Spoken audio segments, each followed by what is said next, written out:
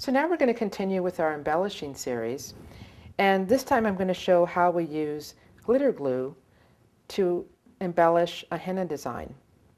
So I'll do a simple flower and just make some petals, and we will use the glitter glue to embellish it.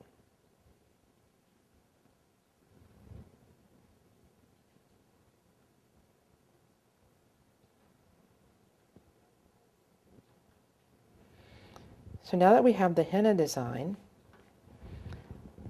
I'm going to take the glue and just slightly dab a little circle of glitter glue on the point of each petal.